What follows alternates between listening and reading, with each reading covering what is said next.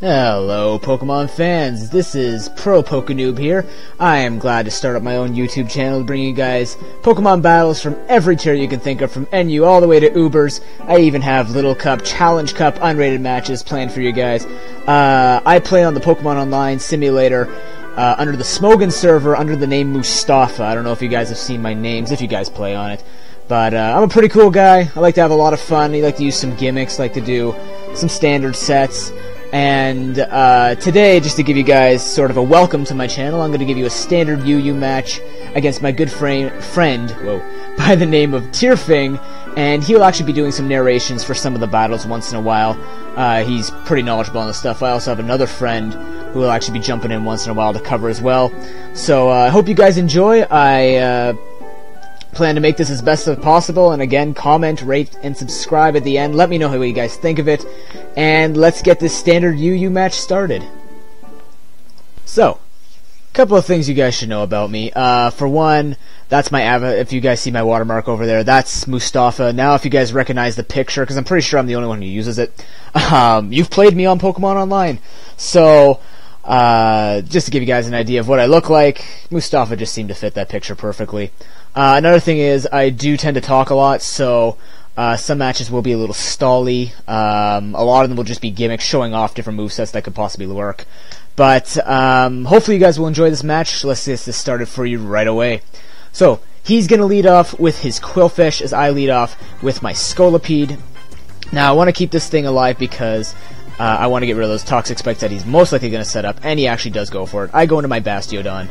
And I go for the Magic Coat now, just trying to think I can flick one back at him, but he actually goes for the Taunt. This is perfect because apparently his Quillfish doesn't have any attacking moves, so this is perfect.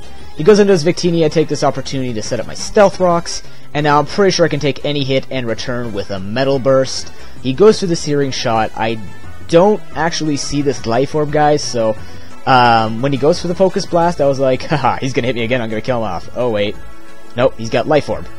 Very well. Bastiodon goes down. That's fine. I'm just going to come in and revenge kill with my Shiftry, who carries the Sucker Punch, and that Victini's gone. So, pretty much evened out the match here. I've got the Life Orb. And so now he's going to send out his Flygon. Now, I don't know if this is Scarfed or Banded. I know it's choiced in some way, so I'm just going to send in my Cofagrigus, which is the perfect counter. It's fully physically defensive. It's bold nature, so it's going to take hits. Look at that. He does nothing. He goes for the Fire Punch. And now he's going to switch out into his Quillfish again as I go for the Will-O-Wisp, I believe. Yes, I do. I miss, because we all know that in 5th Gen, for some reason, Will-O-Wisp just doesn't hit all the time. So, he goes for the Taunt. I predict that Taunt, and I just go for the Nightshade. Trying to play some mind games. I do like to play a lot of mind games, by the way. So now, I believe I'm going to switch out. I'm going to go into my Mew. This Mew is kind of a toolbox. It's got the Heal Bell. It's got the Knockoff. I believe it has Psychic and one other move that you don't see. He just ends up going for the Destiny Bond. I'm just going to take this opportunity to use the Heal Bell to heal off that poison damage as he goes for the second layer of Toxic Spikes. And again, I'm not concerned because I have my Scolipede. Now that his Destiny Bond's set up, I'm going to take this opportunity to use a Psychic to take out his Quillfish. And I'm in a pretty good position here, because now he's going to send out his Azumarill, and I'm figuring, okay, my Scolipede is sashed, even if he was to happen to take it out, as long as those Toxic Spikes are gone. And he ends up going for the Aqua Jet, which is fine. That's a lot of damage, so I'm going to make a double switch. I'm going to go into my Alola. And this thing is named that because it is probably the best wall I have used to date. It's so much fun using a 500-some-odd health Wish Passer, and I'm not talking Blissey Chansey. I'm talking this thing actually has pretty much some bulk in both ways. It's physically bulky, its base special defense is 45, but hey, make it specially defensive, it can actually take a few hits. So he's just going to go for the Outrage as I just see this thing come out and I go into my Cofagrigus.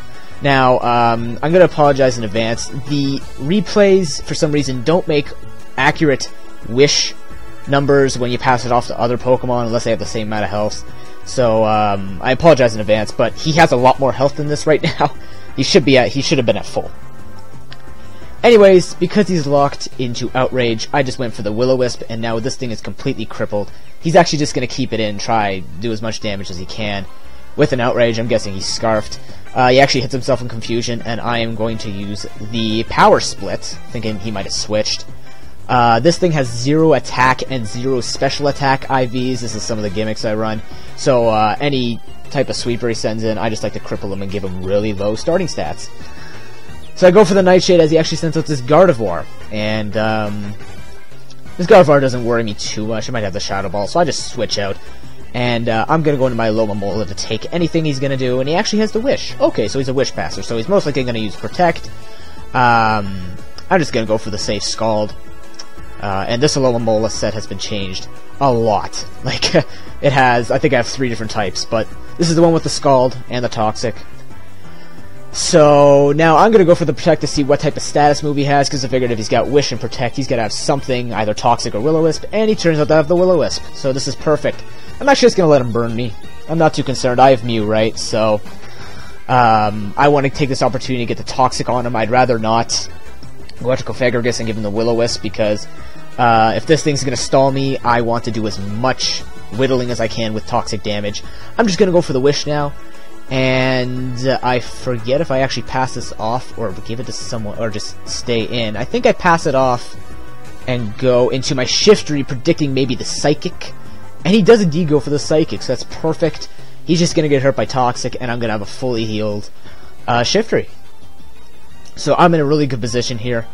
Now, I'm going to make a double switch. I'm going to go into my Mew, thinking that he might have switched out, fearing some type of dark move. He actually just keeps going for Psychic, predicting maybe my switch. I don't know, but if I'd stayed in, he would have really looked dumb because, you know, Toxic would have just hurt him for no reason.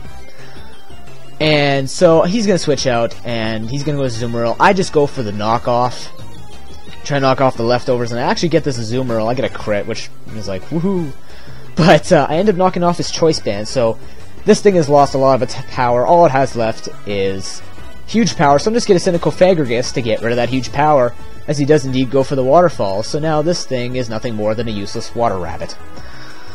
Okay, so he's actually just going to go for the Superpower. I don't know why. Maybe Shiftry prediction? I don't know, but I'm just going to go for the Will-O-Wisp.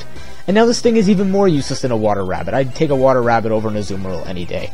If that thing even exists. I don't know. He's going to go for the Aqua Jet. He's just going to show off all of his moves as I just start going for Nightshades. Because he knows it's pretty much hopeless at this point for his Azumarill. And the last turn here, he's just going to go for the Ice Punch, trying to Ice Hacks me. And I told him, dude, you know, you guys will see later that Ice Beams tend to always freeze on the first shot. Not Ice Punches, though. He needs Ice Beam. So, he's going to send in the Celebi. This was the largest threat that I found. So, he's going to start going for Calm Minds, and I said, okay, you're going to start setting up. I'm just going to give you the Power Split.